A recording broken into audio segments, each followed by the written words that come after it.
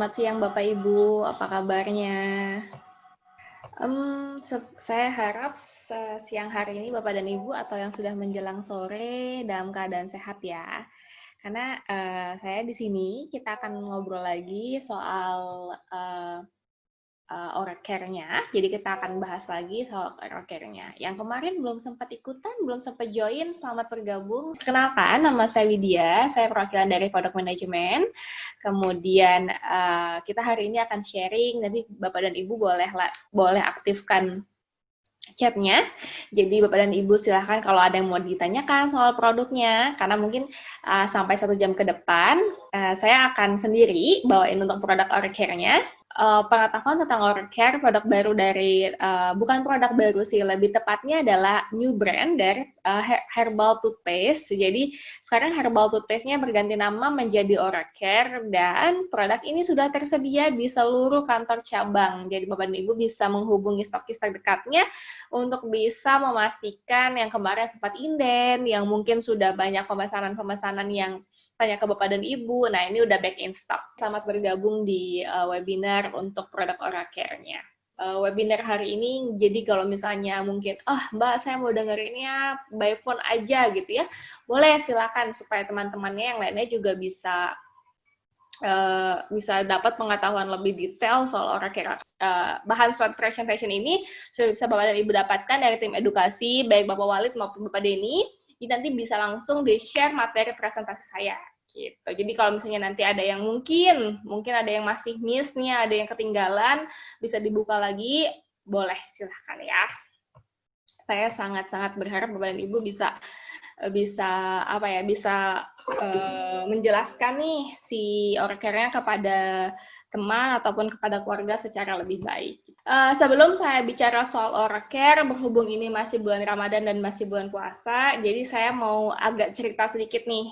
Bapak dan Ibu mungkin kalau misalnya ada yang merasa mulutnya agak pahit nggak selama puasa ini? Bukan pahit karena memang lagi konsumsi suplemen atau obat ya gitu, tapi karena sebenarnya rasa pahit ini bisa juga terjadi akibat dehidrasi. Jadi ini tuh sebenarnya terjadi karena rasa pahit yang di lidah itu akibat produksi air liurnya itu yang kan kurang nih selama kita berpuasa, kita kan nggak minum. Jadinya otomatis kita agak kekurangan cairan. Sedangkan kelenjar air liur di dalam mulut itu jadi istilahnya tuh terpaksa memusatkan penumpukan cairan di tempat lain yang lebih membutuhkan. Jadi karena kan tubuh juga membutuhkan, kulit juga membutuhkan cairan. Yang pasti kulit juga sangat membutuhkan cairan untuk bisa supaya dia moist gitu ya. Kemudian jadi akibatnya apa sih? Jadi akibatnya tuh jumlah oksigen di mulut juga jadi ikutan turun. Nah, sayangnya kekeringan di mulut ini bisa memicu pertumbuhan bakteri anaerob. Jadi bakterinya itu memproduksi sulfur. Nah, baunya ini nih dari bakteri-bakteri yang ada di dalam mulut dan rasa pahitnya juga seperti itu.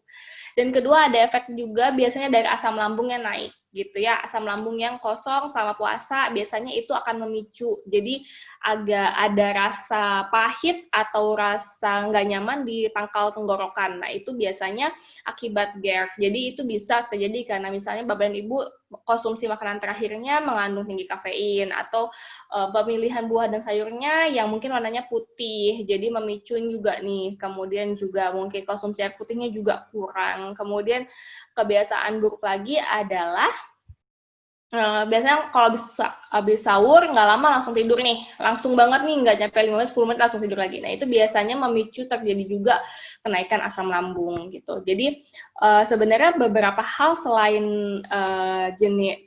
hal-hal tadi saya sebutin, si GERD ini juga atau si dehidrasi ini juga bisa terjadi akibat pemilihan jenis makanan.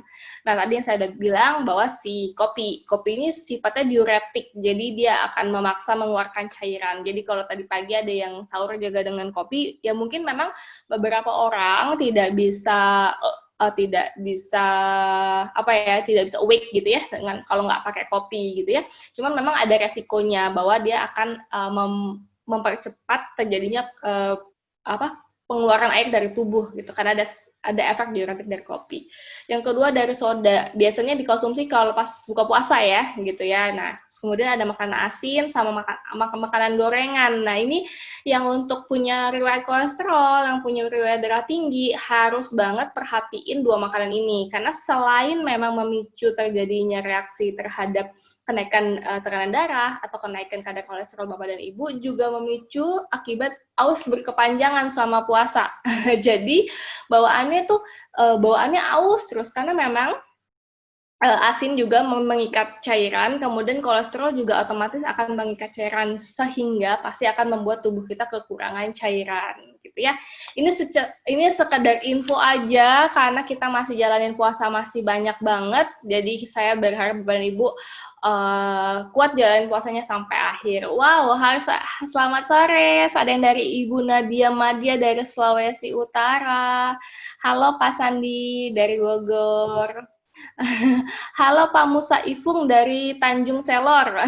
Halo Pak Musa.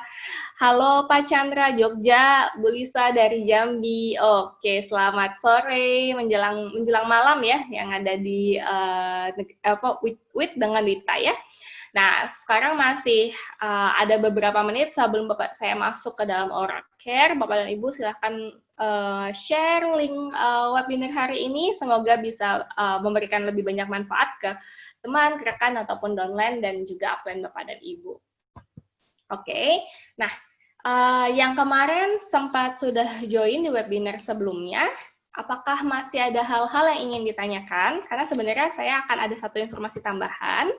Tapi overall saya lebih mengulang apa yang sebenarnya saya sudah sampaikan di 2 minggu lalu gitu ya. Tapi semoga tidak bosan ya Bapak dan Ibu yang masih mendengar materi yang sama gitu ya. Saya hanya menambahkan insight-insight sedikit dan semoga insight-insight ini juga lebih banyak berguna untuk menjelaskan Oral Care secara keseluruhan gitu ya. Oke.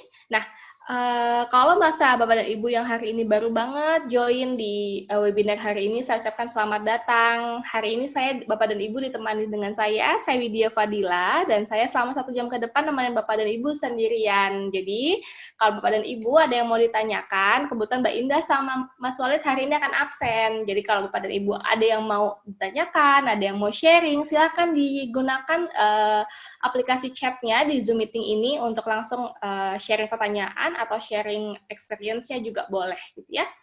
Nah, yang baru join juga saya mau jelasin nih kenapa namanya Oral Care. Oral Care apa sih Mbak gitu ya. Kalau masih bingung, sebenarnya Oral Care ini adalah brand new-nya dari si herbal toothpaste gitu ya. Sebenarnya ini ada nama barunya nih. Kalau kemarin-kemarin kan nyebutnya herbal toothpaste. Nah, sekarang nyebutnya Oral Care gitu. Itu namanya nama baru gitu ya.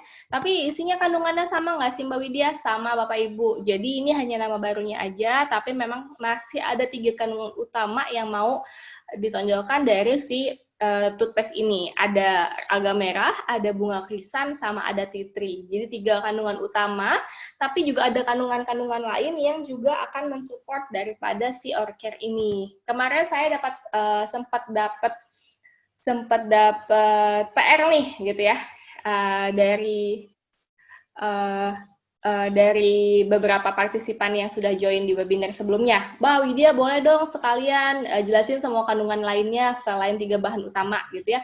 Nah, sebenarnya ada beberapa kandungan lain dari komposisinya si Oral Care, ada sorbitol, ada silikon dioksida hidrat, ada sodium lauryl sulfat, ada metapiperita oil, ada sodium saccharin, ada metilparaben sama sodium monofluoride atau MPV. Jadi masing-masing sebenarnya ada fungsinya sebagai pelembab untuk mempertahankan, jadi supaya pasta gigi Bapak dan Ibu tuh nggak kering. Kemudian juga ada yang berfungsi untuk membersihkan permukaan gigi, juga ada bantu supaya untuk penguat rasa nih. Makanya kemarin ada yang bilang, Mbak rasanya kok lebih strong ya gitu ya. Sebenarnya kayak monosodium glutamat itu juga sebenarnya bukan memberikan rasa, tapi penguat rasa gitu ya.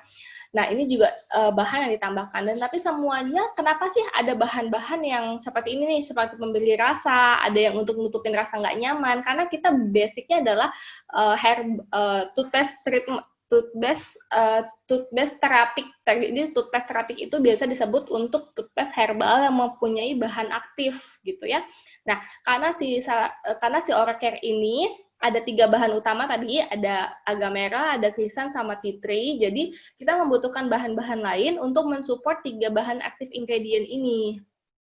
Makanya adalah bahan-bahan tambahan seperti ini. Dan kemarin yang bapaknya bilang, Mbak Widya katanya sodium monofluorfosfat ini tidak disarankan. Ya, tidak disarankan untuk dikonsumsi. Jadi sebenarnya angkanya, kalaupun di dalam pasta gigi, dan ini adalah topikal, adalah penggunaan luar, itu sebenarnya masih sangat baik untuk menghambat karies gigi, kemudian untuk menghambat bakteri, tapi memang sebenarnya fluoride itu sangat tidak disarankan misalnya ditambahkan kepada bahan minuman yang untuk pemutih misalnya atau pewarna. Nah, itu karena dia sebagai pelarut dan itu konsentratnya sangat tinggi biasanya, dan itu yang tidak disarankan. Apa sih efeknya? Biasanya memang ada iritasi, kemudian ada juga masalah pencernaan, itu ada. Tapi kan Bapak dan Ibu pakai oral care-nya tidak untuk dikonsumsikan ya, kan untuk pemakaian luar. Kecuali di sini ada yang penggunaan oral care-nya untuk dicampur ke dalam teh misalnya gitu kan ya. Saya sangat berharap tidak loh ya Bapak dan Ibu, jangan sampai saya menemukannya ya. Gitu ya. Oke, nah Bapak dan Ibu sebenarnya masih banyak banget nih. Kalau yang kemarin masih belum sempat join, silahkan di-share linknya lagi ya, supaya bisa join teman-temannya yang lainnya. Gitu. Kemudian kalau kita sudah bahas bahan-bahan lain tambahannya, selain 3 bahan unggulannya, saya mau bahas kegunaan sebenarnya dari bahan aktifnya sendiri, gitu ya. Jadi Bapak dan Ibu, kalau misalnya ada yang mau sharing langsung ya, silahkan di Zoom meeting chat-nya, gitu. Kita bahas bahan baku utama pertamanya adalah alga merah, yaitu senyawa kimia fenol, yaitu flavonoid. Jadi ini polisakarida dari si alga merah itu sifatnya memang antimikroba sama antiinflamasi. Jadi itu untuk melawan Candida albicans. Jadi untuk si Candida ini kan menyebabkan infeksi dan juga efektif banget untuk melawan jamur, melawan bakteri dari mulut. Karena kan sebenarnya kalau mukosanya Bapak dan Ibunya sedikit, kemudian kondisi mulutnya kering, itu gampang banget yang namanya ada infeksi. Jadi kayak kegigit lah, kayak giginya bolong lah, itu kan kegesek sedikit aja, langsung deh dinding mulutnya langsung sobek. Nah, itu bisa makin memperparah terjadinya infeksi. Apalagi kalau yang ada karies atau ada flak. Nah, itu kan otomatis ada penimbunan bakteri di situ. Otomatis itu akan membuat Bapak dan Ibu menjadi rawan terjadinya infeksi. Gitu. Sebenarnya ada bakteri baik di mulut, makanya kenapa si mulutnya membutuhkan mukosa yang dalam keadaan lembab. Tapi kalau misalnya dalam keadaan kering, si bakteri baiknya ini kalah sama bakteri jahatnya, makanya bisa terjadinya infeksi atau malah makin berkepanjangan gitu ya. Kemudian ada 3 enzim utama sebenarnya yang berperan banget untuk penyebaran infeksi gigi, yaitu ada streptokinase, streptodornase, sama hyaluronidase. Nah, ini nyebabin infeksi, ada juga bikin tambah kering di mulut mukosanya, kemudian bikin sakit gigi. Kalau ada yang punya karies atau flak itu makin berat, jadi bisa gusinya turun, bisa jadi perdarahan, bisa jadi ngerusak gusi gitu ya. Dan masih biasanya kalau udah masalah di gigi itu pasti juga menyebabkan sakit kepala, susah ngunyah, kemudian juga pasti demam gitu ya, karena adanya inflamasi. Kemudian secara eksperimentalnya di laboratorium, efeknya si rumput laut ini memiliki daya hambat. Jadi kalau ada flak kalau misalnya udah Bapak dan Ibu ada flak nih, dia memiliki daya hambat untuk terjadinya penumpukan flak baru gitu ya. Makanya kenapa beberapa kemarin ada yang sharing experience juga, Mbak Wid, kayaknya saya flaknya agak berkurang deh. Ya, karena sebenarnya kan tidak ada flak baru, kemudian dengan bantu pembersihan giginya, flak-flak lamanya mulai mengikis gitu ya, tapi kenapa ada beberapa yang nggak berefek gitu ya. Nah, itu kembali lagi sama cara menggosok gigi, karena sebenarnya gosok gigi itu minimal 2 menit. Kalau Bapak dan Ibu gosok giginya aja 5 detik, ya boro-boro flaknya mau copot ya, itu bakterinya aja baru kaget, belum sempat hilang gitu, belum sempat mati gitu ya. Terus kemudian ada bahan kedua yaitu bunga krisan. Bunga hias ini sebenarnya golongan perdu dengan atau bisa disebut dengan seruni atau bunga emas ya. Nah ini banyak banget atau biasa dari dataran Cina. Nah ini bersifat juga antibakteri. Bagaimana sih mekanismenya si krisan? Sebenarnya mekanismenya adalah menghambat denaturasi protein yang ada pada dinding sel bakteri. Dari si membran sitoplasma sama enzim dalam sel bakteri sampai ngerusak si dinding sel sampai ganggu juga si aktivitasnya sel ini. Jadi selnya ini yang dirusak, dari dindingnya dirusak, terus inti selnya juga dirusak, membran sitoplasma juga dirusak. Jadi bakterinya nggak sempat hidup, nggak sempat berkembang boro-boro gitu ya. Bakterinya bisa mati, bisa kebuang sama kumur-kumur di badan ibu. Kemudian ada bahan ketiga, ada tea tree oil yang ini terpenoid. Jadi ini sebenarnya hidrokarbon aromatik, dia golongannya sebagai antifungi sama antibakteri. Fungsinya untuk apa sih? Fungsinya untuk bantu ngatasin gingivitas, yaitu radang tenggorokan juga bantu bakteri yang ada di gigi supaya lebih gampang menikmati gitu ya.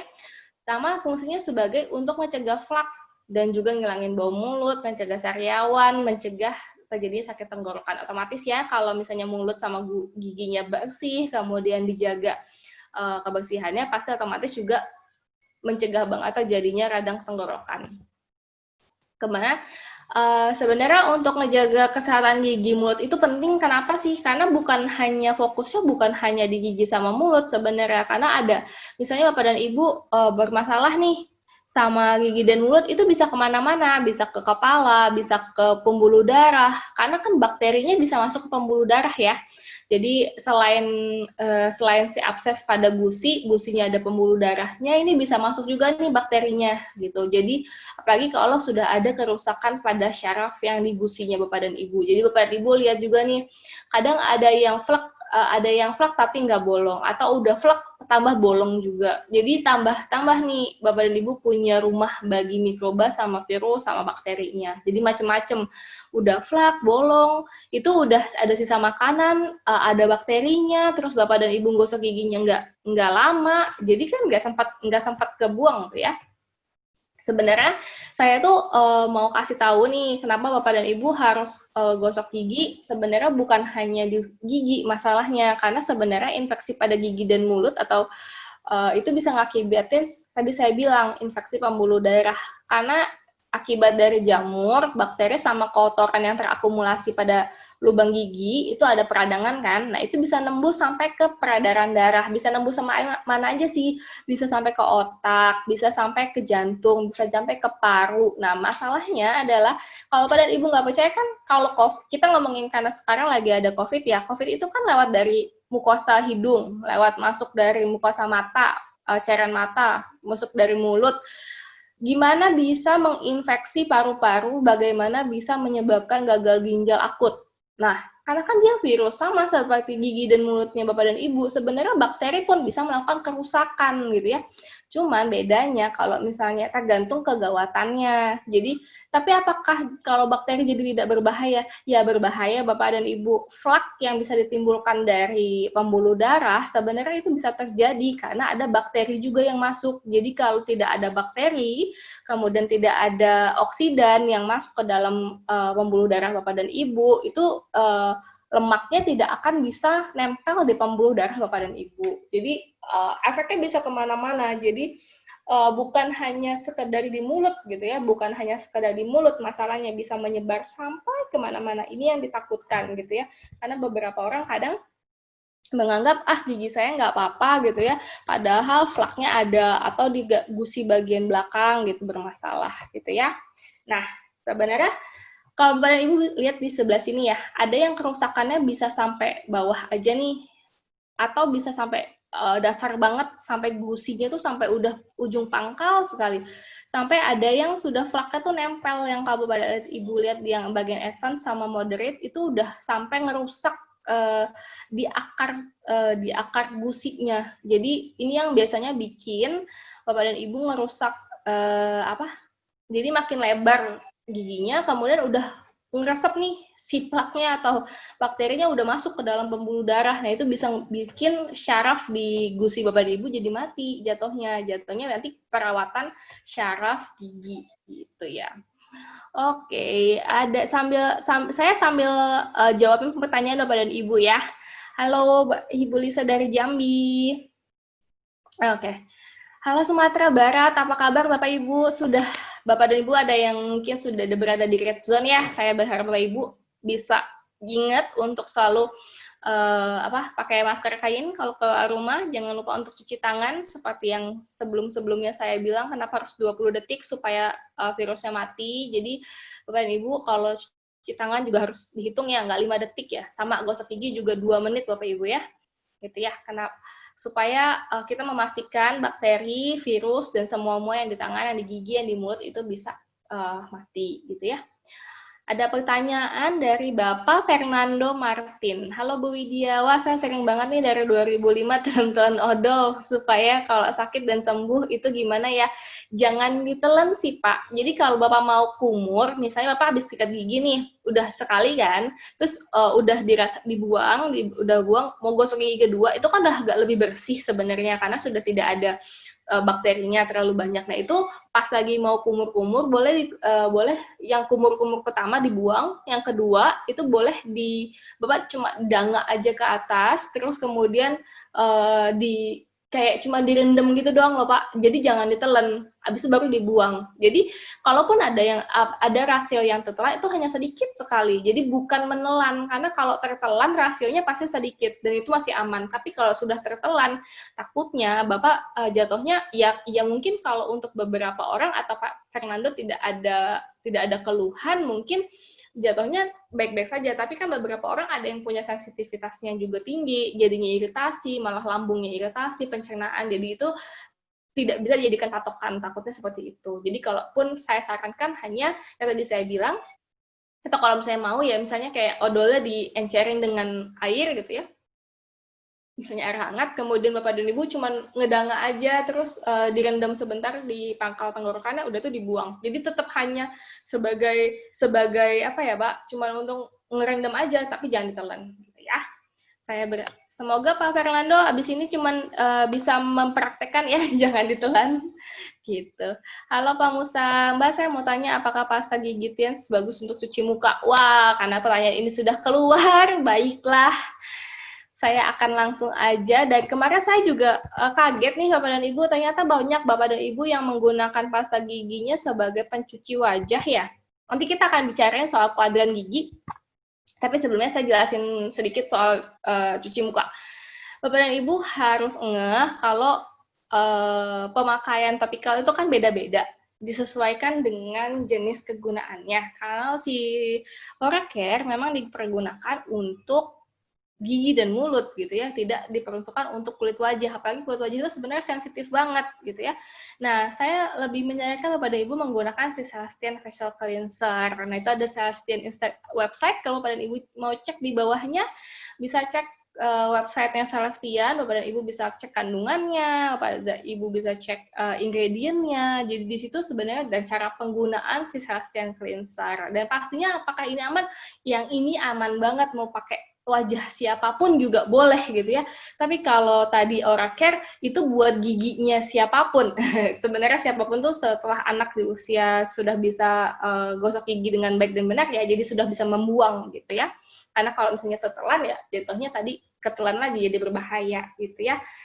Oke, terima kasih Pak, karena dari kemarin juga sebenarnya saya sudah mendapatkan pertanyaan seperti ini nih. Jadi Mbak Widya, saya kalau dipakai cuci muka gimana gitu ya, saya tidak menyarankan. Terus kalau bagus, satu pasta gigi bagusnya dipakai berapa kali untuk cuci muka? Gimana kalau kayak Celestine Facial Cleanser-nya aja Pak, dipakai cuci muka? Boleh dipakai cuci muka 2-3 kali aja sehari. Kalau misalnya Bapak banyak aktivitas di luar ruangan, siang hari boleh cuci muka lagi pakai Celestine-nya gitu ya. Oke, terima kasih Pak Fernando, semoga menjawab pertanyaannya. Terima kasih Pak Musa. Ada Bu Teza, halo Kak, kenapa ya terkadang gigi itu sakit atau terasa nyeri minum air biasa? Mungkin Ibu giginya modelnya sensitif gitu ya. Ibu apakah ada penggunaan chemical oral kayak cairan cuci mulut gitu ya, itu mungkin biasa memicu, atau sebenarnya Ibu memang agak sensitif giginya. Jadi memang dikurangin penyebabnya. Jadi biasanya tuh either Ibu habis konsumsi makan pedas ke panas, pedas ke dingin, nah itu dikurangin karena dia memicu sensitivitas. Sebenarnya seperti itu sih Bu. Jadi kalau memang sebenarnya apakah si Orchestra bisa digunakan untuk gigi sensitif? Bisa, sebenarnya nggak masalah. Cuman memang Ibu harus tetap mengurangi paparannya. Paparan itu maksud saya adalah yang tadi, makanan yang terlalu panas, terlalu dingin, terlalu pedas, terlalu asam. Itu bahaya banget buat gigi sensitif sebenarnya gitu. Jadi kalau apa yang bisa dilakukan, jadi kalau emang habis makanan yang konsumsi yang kayak gitu, langsung konsumsi air putih dengan suhu ruang ya Bu, supaya keasaman di mulutnya Ibu itu bisa langsung netral, jadi nggak sampai dia memicu si sensitivitas syaraf yang di gigi gitu ya. Gitu Bu Teza. Sama sikat giginya rutin ya Bu ya. Tapi mungkin pakai pasta giginya, pakai sikat giginya diganti yang paling lembut supaya dia nggak makin meradang. Tapi tetap 2 menit gosok giginya gitu. Kemudian dari Pak atau Ibu nih, Fauzi Majesti. Oke, sore Mbak Widya, sore Bapak atau Ibu Fauzi. Saya pernah lihat ada poster meme promo Odotiens, katanya salah satu manfaatnya bisa membersihkan organ intim wanita dan bagaimana cara penggunaannya. Alhamdulillah Bapak, mohon maaf Bapak kena zong ya. Atau Bapak Ibu, jadi nggak bisa ya Bapak Ibu ya, ini kan mukosa, jadi gini, ini untuk mulut dan gigi. Walaupun mungkin secara kasar gitu, secara kasar Mbak sama-sama mukosa gitu ya, tapi mukosanya beda Bapak dan Ibu. Gini aja deh, Bapak dan Ibu mau nggak kalau disuruh kumur-kumur pakai pembersih organ wanita gitu ya, itu kan tingkat pH-nya berbeda, kemudian juga target bakterinya itu juga berbeda. Bahkan kalau misalnya bakteri yang di mulut pindah ke organ intim aja sangat tidak disarankan, itu bisa memicu terjadinya malah infeksi baru. Dan biasanya ini efeknya adalah orang mikirnya keset ya, tapi itu jatuhnya kering banget, dan itu mukosa organ intimnya malah jadi bermasalah gitu, karena bakteri baiknya seperti di mulut juga bakteri baiknya dia hilang, yang ada nanti malah lebih gampang terjadi infeksi gitu ya. Nah ini yang harusnya tidak disarankan, sangat tidak disarankan gitu ya. Kalau memang untuk organ intim ya, saya sih lebih sarankan iris gitu ya, penggunaan panty liner iris, kemudian dia banyak konsumsi air putih, kemudian katun untuk bahan underwear-nya. Kemudian kalau memang sudah terasa mengganggu sekali, sebaiknya langsung ke dokter obgyn supaya menghilangkan rasa tidak nyaman tersebut gitu ya. Terima kasih Bapak Fauzi atau Ibu Fauzi atas pertanyaannya, semoga sedikit membantu ya. Halo Bapak dari Pekanbaru. Selamat siang Ibu Agustina. Hai, dari Semarang ya Bu. Apakah bertanya apakah bisa untuk masalah kulit karena jamur, bakteri, dan virus? Untuk masalah kulit sebenarnya kalau di kulit itu kan, kalau di badan sebenarnya jatuhnya gini Bapak Ibu. Ini itu ada kalau misalnya gini, dipakai di kulit itu bisa beberapa orang yang sensitif justru malah efeknya jadi rasa terbakar gitu ya. Seperti kayak kalau zaman dahulu kan kalau ada efek luka bakar dikasih odol ya. Nah, itu kan ada langsung efek hitam tuh. Nah, sangat tidak disarankan seperti itu sih Bu. Kalau untuk jamur atau bakteri atau virus sebenarnya pakai Stakare juga bisa sih Bu. Lebih disarankan pakai sabun badan gitu ya. Karena atau dia jatuhnya kelulur gitu. Karena kalau misalnya pakai yang model begini takutnya malah jadi luka nantinya gitu. Kemudian dari Bapak Abu Mustangin, halo Bu Widya, sering kalau mau ada bisul tempelin bisul dan cepat pecah, bahkan nggak jadi bisulan, gimana, bahaya nggak ya? Sebenarnya memang jatuhnya hanya dia ngering ya Pak, karena kan ini kan dia efek minnya juga ada, dan efek untuk membersihin dari gigi itu kan flak gitu ya. Cuman masalahnya adalah kalau misalnya Bapak ke area itu, nanti sensitivitas kulit yang di bagian situ juga bermasalah gitu, karena treatmentnya tidak sesuai gitu. Hanya kalau misalnya ditotolin aja, mungkin ya jatuhnya kering aja gitu, dia hilang. Tapi kan dia tidak menyelesaikan masalah sampai dengan ke akarnya. Gitu. Takutnya sih nanti malah jadinya misalnya dia ada peradangan terus malah makin membesar gitu. Itu sih yang ditakutin karena memang treatmentnya kan tidak sesuai. Ditakutkan seperti itu. Mungkin kalau memang ada masalah di kulit, saya sih sangat menyarankan kayak tadi ya Bu, ada yang masalah di kulit, jamur, bakteri, virus gitu ya, bahkan bisul misalnya. Sebaiknya saya menyarankan konsultasi juga sama Pak Walid untuk detoksifikasi dari dalam. Karena sebenarnya kan kulit itu salah satu media detoksifikasi kita selain feses dan urin. Jadi Bapak dan Ibu bisa konsumsi suplementasi yang bantu supaya detoksifikasi ke kulit juga gitu. Jadi ke kulitnya keluar, ke urin sama ke feses juga bagus. Karena biasanya kalaupun ada masalah di kulit itu juga biasanya ada masalah juga di pencernaannya. Gitu. Jadi saya sih sangat menyarankan Bapak dan Ibu ada komunikasi dengan Pak Walid untuk tanya suplementasinya. Jadi bukan cuma menuntaskan sejenak ya, tapi bisa benar-benar dari akarnya masalahnya gitu. Kemudian dari iya terima kasih Bapak Musa, terima kasih Bapak Fernando, semoga bermanfaat tadi jawabannya, semoga bisa membantu gitu.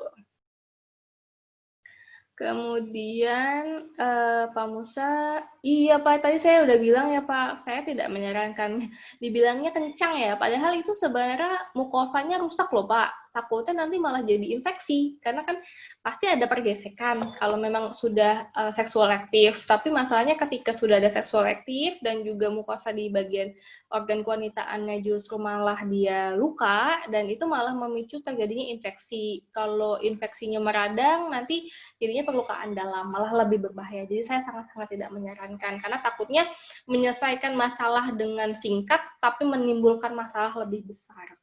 Ya. Oke. Halo Pak Eko, halo Bu Widya, saya Eko dari Tangerang. Halo Pak, saya Widya dari Jakarta. Oh salah ya. Ini mau tanya nih Kak, apakah Oracle bisa menyembuhkan sakit gigi? Sakit giginya tergantung Pak. Kalau sakit giginya memang karena bakteri, bukan karena gigi bolong, bisa, karena dia kan untuk bantu supaya ngejaga ya. Tapi masalahnya gini, kalau misalnya nyembuh sakit gigi, dia masalahnya adalah gigi bolong, kemudian bakterinya udah sampai ke dalam, mau terus sikat giginya juga asal-asalan, bakteri sama sisa makanannya nggak kecongkel. Nah, itu nggak menyelesaikan masalah. Jadi saya sih menyarankan kalau memang ada sakit giginya, dibersihkan. Kalau memang itu plaknya masih sedikit, boleh pakai orek-oreknya aja. Tapi kalau misalnya pakainya oreker kemudian bolong, lebih baik ditambal dulu atau dicabut. Nanti ada perawatan setelahnya, boleh dipasang mahkota baru atau perawatan akar.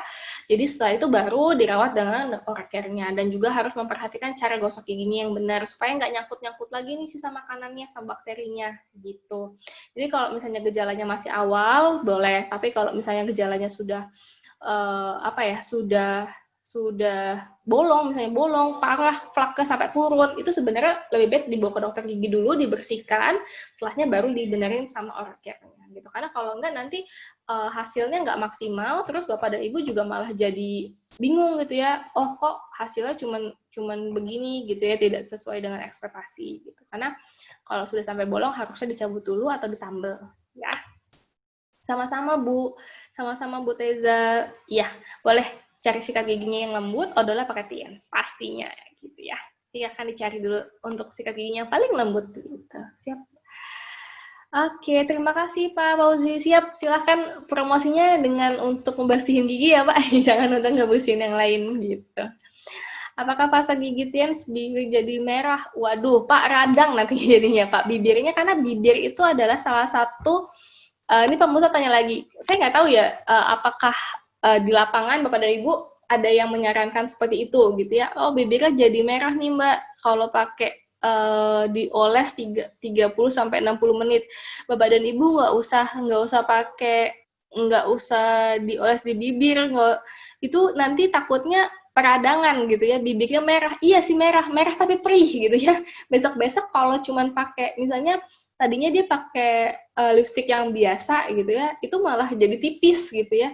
Terus nanti ketika dia menggunakan lipstik yang ada pigmented, itu malah menyerap gitu. Nah, itu biasanya membuat merah sejenak, tapi kemudian setelahnya jadi hitam karena pigmented akibat si lipstik. Nah, itu karena dia apa ya, ketebalan di bagian bibirnya itu jadi rusak dan sistem barrier di kulitnya juga jadi rusak. Nah, karena saya sudah bicara soal sistem barrier, baik di wajah maupun di kulit, gimana kita nanti hari Rabu sama hari Jumat ngobrolin soal skin barrier lebih dalam lagi di Celestian punya webinar dengan saya juga. Jadi hari Rabu sama hari Jumat juga dengan saya kita akan bicara soal Celestian. Jadi saya sih tidak menyarankan karena takutnya skin barrier di bagian kulitnya, di bagian bibirnya justru malah rusak ya Pak ya, mau saya. Karena apalagi 30 sampai 60 menit itu lama loh Pak. Nanti kaku lagi Pak gitu. Ini Bu Teza tanya lagi, kenapa ya sakit gigi terus-terusan sampai bengkak sampai ke muka? Iya Bu, karena kan Ibu jatuhnya sensitif ya, jadinya kadang syaraf yang di bagian gusi itu agak sensitif, jadi dia gampang peradangan gitu. Nah itu Ibu cek aja kalau misalnya kayak gini, apakah terakhir gosok giginya sampai luka, apakah ada darah, apakah Ibu ada kegosok misalnya atau ada bekas sariawan. Nah itu biasanya peradangannya jadi heboh, karena kan sensitivitasnya syarafnya di gigi Ibu memang udah heboh gitu ya, jadinya mau nggak mau dia ketika ada masalah seperti itu langsung bermasalah gitu. Sebentar ya Bapak Ibu ya, saya coba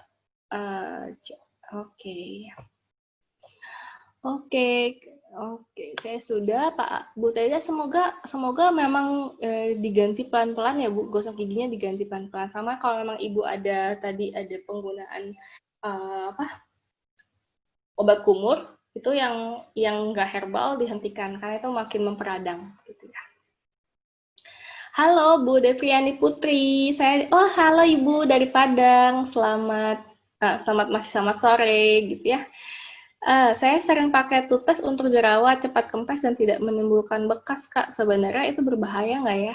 Sebenarnya nggak menimbulkan bekas, tapi saya cek aja dicek aja Ibu. Kadang itu dia jatuhnya merusak skin barrier. Bisa jadi Ibu jadi gampang ada jerawat lagi gitu ya, atau Ibu jadi kusam gitu. Jadi tidak menimbulkan bekas itu it doesn't mean kalau misalnya memperbaikin gitu ya. Kadang kalau memang salah, kadang dia jatuhnya bikin ada peradangan selanjutnya gitu. Itu yang nggak kelihatan. Kadang-kadang kita kan yang penting udah beres ya, tapi kemudian karena skin barrier-nya rusak karena memang kandungannya tidak diperuntukkan memang untuk jerawat, jatuhnya seperti itu gitu. Nah, ini juga tidak bisa diduplikasi sama orang lain. Bayangkan kalau misalnya tadi kayak Bu Teza kan itu yang sensitif adalah mulut giginya. Kalau yang sensitif adalah kulit wajahnya, terus menggunakan experience dengan yang sama-sama Bu Devri, kemudian mereka menjadi peradangan malah, nah itu yang saya sangat tidak menyarankan, karena kan kadang duplikasinya tidak sama ya Bapak Ibu ya, dan itu berbahaya. Gimana kalau misalnya untuk jerawatnya digunakan si Dewi Pink, Celestian Dewi Pink Botanical Mask untuk bantu ngurangin jerawatnya dan juga untuk bantu supaya barriernya bagus gitu. Nanti kalau misalnya Ibu Devri mau ngobrol soal Celestian, nanti saya ada di hari Rabu sama hari Jumat kita bicara soal Celestian. Nah, mungkin bisa lebih enak nih karena kita bicara soal kenapa ada jerawatnya, bagaimana cara supaya jerawatnya bisa lebih kalem gitu ya, dan supaya nggak ngerusak jerawatnya itu nggak ngerusak perawatan jerawatnya, nggak ngerusak si skin barrier Bapak dan Ibu gitu ya. Halo Pak Fernando Martin, halo Bu Widya. Kalau untuk sariawan di dalam mulut saya bisa olesin odol dan biarkan sampai pagi, aman nggak ya? Sebenarnya malah takutnya makin radang Pak, karena kan sebenarnya dia bikin kering di bagian mukosanya. Jatuhnya kalau udah mukosanya rusak, ketika nanti Bapak mematikan dia punya dia kering gitu ya, kering karena odolnya aja, tapi mukosanya rusak gitu ya, besok next time-nya ketika kegigit lagi gampang banget sariawan, Pak. Justru jadi lebih gampang banget bagi sariawan. Bahkan nggak kegigit, misalnya giginya patah atau potel gitu ya, kemudian kena di ujung gusi bagian dinding mulut bagian dalam, itu bisa jadi luka, jadi sariawan gitu ya. Lebih baik kalau saya saranin kalau memang ada sariawan, gosok giginya lebih sering aja, Pak. Jadi setiap kali habis makan gosok gigi, karena memastikan bahwa tidak ada sisa bakteri baru yang membuat sariawannya makin lebar gitu. Saya pernah lihat ada odontologis bisa ngilangin karang gigi. Sebenarnya ngikis ya, Bu. Jadi kalau misalnya karang giginya baru, itu kan dia ngikis. Sama juga karena ada kandungan di oral care, itu bantu supaya nggak ada pembentukan karang gigi baru. Jadi kelihatannya hilang gitu, padahal bukan gitu mekanismenya. Karena kita menghambat adanya karang gigi baru, terus ada proses ibu gosok giginya, itu membantu untuk ngikis, jadinya dia perlahan bisa kikis. Tapi balik lagi, kalau misalnya ada yang nggak efektif, mungkin boleh dilihat lagi cara gosok giginya. Mungkin cara gosok giginya yang nggak benar, jadi boro-boro rontok nih karang giginya, boro-boro rontok plaknya gitu ya, jadi belum bakterinya aja belum mati, udah keburu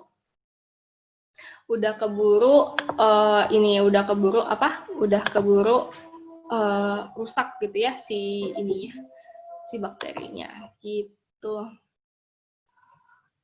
Oke, saya tadi mungkin dari Bu Teza pertanyaannya mungkin sekalian sama Pak Akasya Tiansyah, karena untuk merompakin karang gigi. Tadi yang saya seperti bilang tadi ya Pak, prosesnya adalah apa sih yang dilakukan oleh oral care? Yang pertama, oral care-nya menghindari terjadinya flak baru. Jadi fokus ke flak lama ya.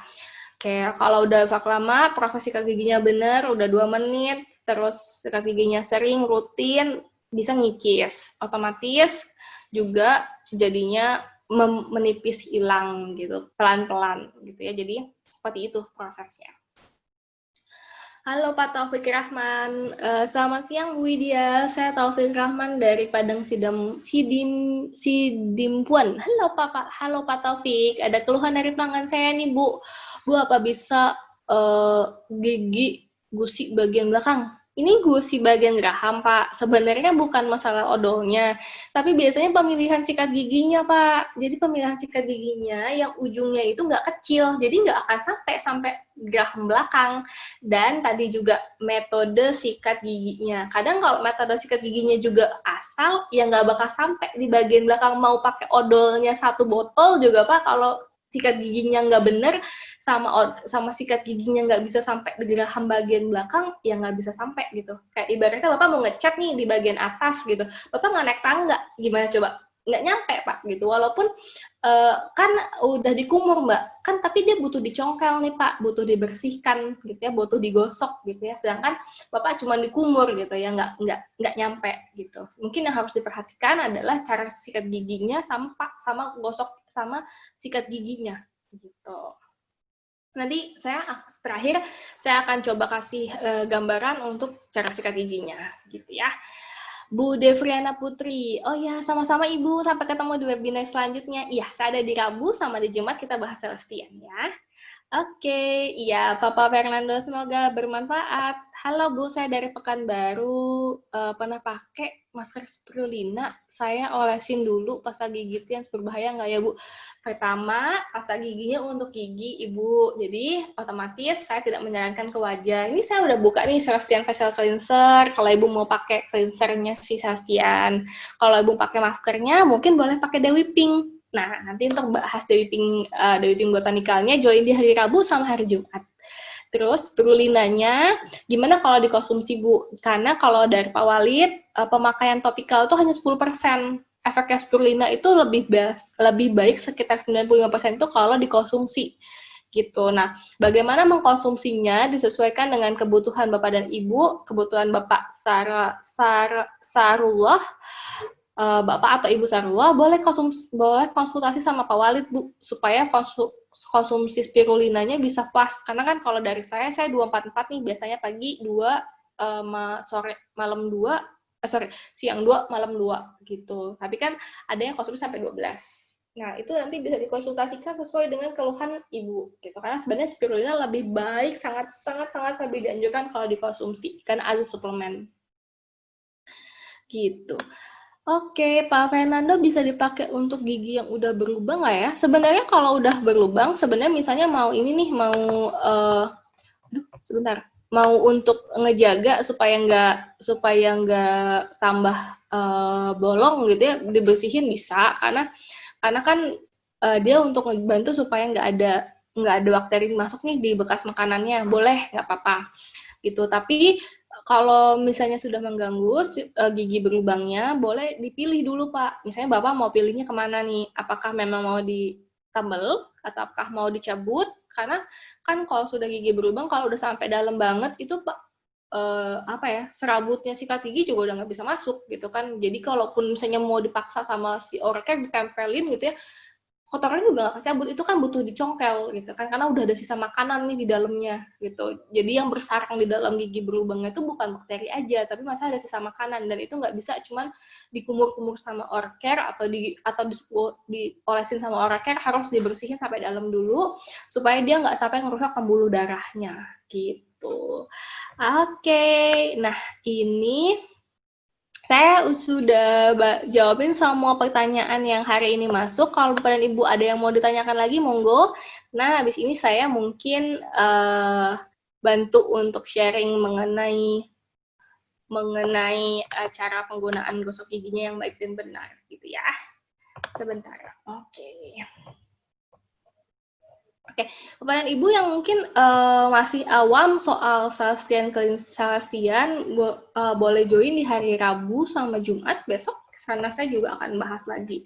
Sama saya juga mau kasih tahu Bapak dan Ibu, ini ada Celestian Instagram, dan kita lagi ada running giveaway nih hari ini, sampai dengan 2 minggu ke depan. Hadiahnya ada produknya Richie One, sama ada produknya Celestian. Caranya gampang banget, Bapak Ibu bisa kunjungin di official.celestian.com, official.celestian untuk Instagramnya, join di giveaway-nya, karena nanti ada 2 pemenang yang akan dipilih gitu. Oke, sebentar. Oke, ada lagi mungkin yang mau ditanyakan Bapak Ibu terkait produk oral care-nya? Kalau ada silakan, sebelum kita mungkin kita lihat untuk video mengenai Pak gosok giginya gitu. Ya, sama-sama Bapak. Apakah bisa Pak Suprianto, Bu, apakah mereka bisa membersihkan gigi kuning akibat apapun nggak, Bu? Sebenarnya gigi kuningnya itu macam-macam ya, Pak. Bisa terjadi karena kopi, teh, ataupun juga karena misalnya apa namanya tuh, rokok. Jadi kan itu nikotin nih, udah nempel sama gigi. Kalau untuk ngebersihin sampai putih banget sih mungkin enggak ya, Pak. Cuman kalau misalnya Bapak sudah menghentikan kayak rokok, kopi, dan lain-lain, terus Bapak juga menggunakan si orkernya, mungkin bisa bantu untuk mengikis warnanya. Tapi paparannya juga harus dihindarin. Yang tadi kopi, teh, kemudian makanan yang berwarna terlalu ekstrim, sama rokoknya gitu. Mbak Widya, kode belakang pasta gigi kan ada warna hijau, punya warna ikan ya, murni laba. Sebenarnya sih dari yang saya tahu ya Bu, label hijau, hitam, biru, hitam itu tidak berpengaruh, karena beberapa brand yang saya sempat pegang untuk pasta gigi juga nggak pernah berpatokan sama ini. Sebenarnya ini hanya kode untuk produksi. Sebenarnya dari seluruh label yang saya tahu, ini nggak akan ngefek ke apakah dia herbal, apakah dia bahannya chemical gitu, enggak. Karena yang ngaruh adalah ke total ingredient-nya gitu. Jadi murni herbalnya atau tidak, kan tadi saya bilang kalau di depan sebenarnya kalau yang herbal tuh efeknya teratik. Jadi karena ada bahan active ingredient-nya, makanya kenapa bahan penambahannya itu juga banyak untuk adjusting dia punya active ingredient ini supaya tetap bisa stabil. Karena kan kita berharap si active ingredient-nya ini yang digunakan sebagai apa ya, star-nya atau heroes-nya nih yang bantu supaya gigi Bapak dan Ibunya dirawat, dibenerin, dibersihin gitu. Semoga Bu Ayu Trisukma bisa menjawab sedikit ya pertanyaannya. Kan nanti kalau memang nanti saya ada informasi tambahan terkait label ini, saya akan informasikan. Tapi sejauh yang saya tahu, itu tidak berpengaruh kemana-mana. gitu. Nah, ini ada dari titipan nih Bapak Ibu dari tim Edu, boleh Bapak Ibu isi untuk form evaluasinya terkait webinar saya sama sore hari ini. Semoga bisa bermanfaat sama Bapak dan Ibu, kemudian bisa bisa bantu untuk penggunaan ataupun Bapak Ibu mungkin konsultasi gitu ya. Nah, ini saya mau putarin untuk cara sikat giginya. Kalau nanti ada yang mau ditanyakan, saya masih buka terakhir untuk pertanyaannya, silahkan di drop di chat room-nya. Setelah ini mungkin kita akan siap-siap untuk buka puasa. Mungkin di Wit atau Wita sudah pada siap-siap untuk buka puasa ya. Sebentar ya.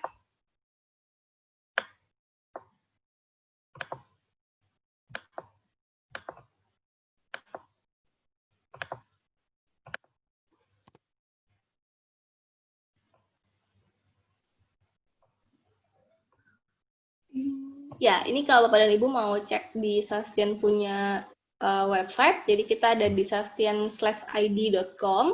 Bapak Ibu bisa cek dari handphone atau mungkin dari PC, atau Bapak dan Ibu mau kunjungin web Sastian punya Instagram, silakan di official.sastian. Gitu, sebentar. Oke, ini sudah mulai kita cek cara gosok giginya Bapak dan Ibu. Jadi kalau selama ini Bapak dan Ibu gosok giginya masih di bawah 2 menit, atau ada yang experience dengar dari sejawatnya ada yang mungkin gosok giginya flaknya bisa lumayan kurang. Nah, ini kita lihat cara gosok giginya. Jadi ini sebenarnya normal. Jadi saya cuma kasih tahu cara gosok gigi yang benar itu memang dibagi jadi kuadran. Jadi ada yang kuadran kanan, kiri, atas, bawah. Ini supaya ngebagi nih, supaya memastikan bahwa seluruh bagian dari gigi ini bisa sudah Ibu atau Bapak gosok gitu ya.